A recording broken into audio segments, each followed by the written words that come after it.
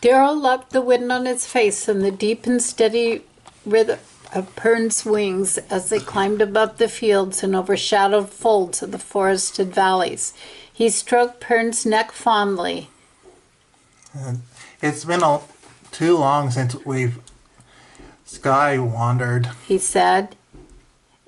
At that, Pern gave a mighty beat of his wings and uttered a loud cry of triumph. Higher and higher they rose, circling upon the air until they came near to the skirts of the clouds. There Darrell exclaimed to Pern what he desired to attempt. At last, when they had reached a height that pleased him, Pern slowed. Darrell drew his sword, and its blade flashed red in the sunlight. "Now," he cried.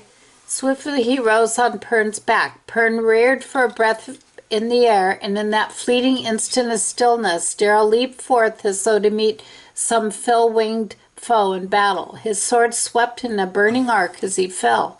For one heartbeat, Pern continued upward. Then, with a sudden swiftness, he wheeled and plunged after his companion, like an arrow loosened from the bow. Darrell spread wide his arms as the wind rushed past him, and Pern glided underneath. With practiced strength, Darrell caught the saddle and drew himself back into place, and at once Pern rose again to the heavens, while Darrell lifted his sword aloft in exultation. Below, Gallon watched with wonder and delight as they practiced the maneuver again and yet again.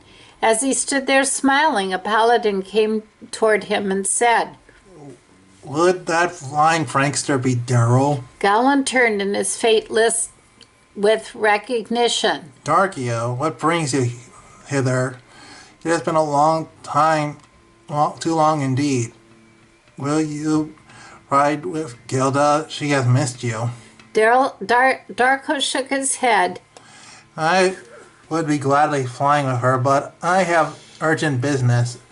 I must take Darrell with me to the castle. I bear a royal summons from the king." Gallon looked upward, then set two fingers in his mouth and gave a piercing whistle.